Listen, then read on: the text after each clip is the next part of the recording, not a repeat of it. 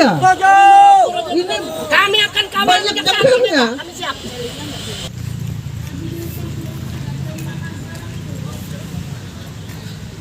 Kami ada permintaan kepada Presiden Republik Indonesia terpilih Prabowo Subianto.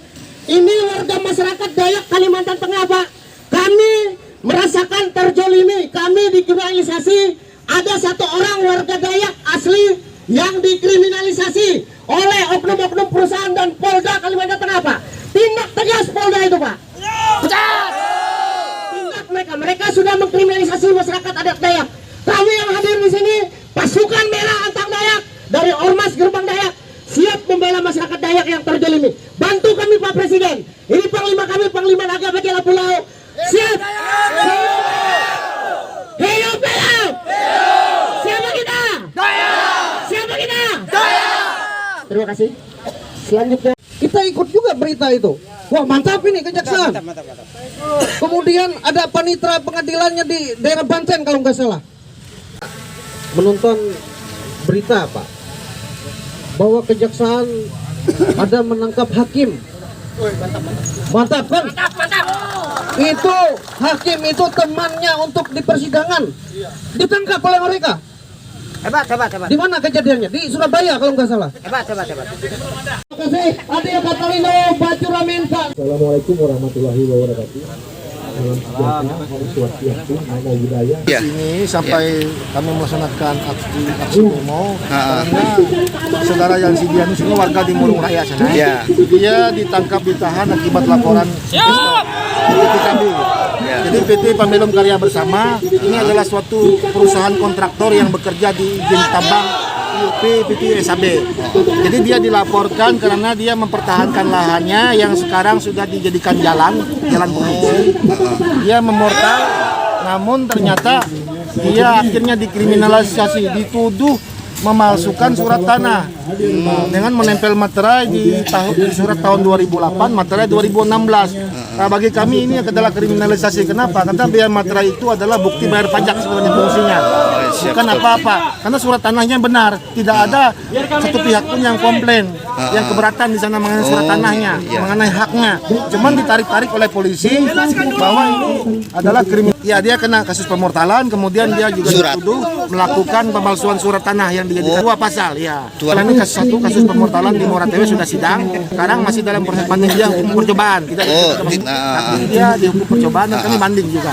Sekarang dalam proses banding. Nah, sekarang suan tanah. Jadi dia menghalangi proses produksi. Makanya itu. Orang keberatan dan melaporkan selain pemortalan tadi kasusnya dia dilaporkan karena memalsukan surat tanah. Nah, itu masalahnya, sehingga kami minta keadilan pada hari ini karena kami menilai bahwa pemasangan materai itu tidak merugikan siapapun. Itu adalah bukti bayar pajak dalam satu dokumen, tidak lebih daripada itu. Jadi walaupun dia surat 2008 dipasang materai 2016, itu hal yang wajar saja, karena kalau di pengadilan orang memasang materai itu bisa untuk pembuktian, dipasang materai misalnya surat tahun 2020 bisa aja ditempel untuk pembuktian. Berarti yang bersangkutan sekarang ditahan? Sudah ditangkap, ditahan. Berapa lama? Di Polda Kalteng, di rutan Polda di Sati, tapi sekarang sudah digeser ke Moratewe. Kasus ini sangat-sangat menyakiti hati warga masyarakat. Beras kuning Pak isinya. Kita orang Dayak nggak lepas dengan ini. Ini media kita dengan leluhur. Betul tidak kawan-kawan? Terima kasih. Jadi saya closing statement dari semua orasi yang disampaikan. Yang pertama mengenai portal. Tadi sudah disampaikan.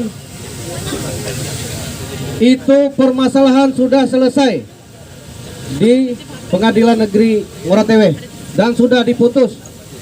Kenapa lagi diangkat masalah itu? Kacau negara ini. Kalau orang sudah diputus bersalah, tiba-tiba dituntut lagi kesalahan yang sama. Kacau kita. Wah, itu kami minta itu untuk diselesaikan. Tidak bisa.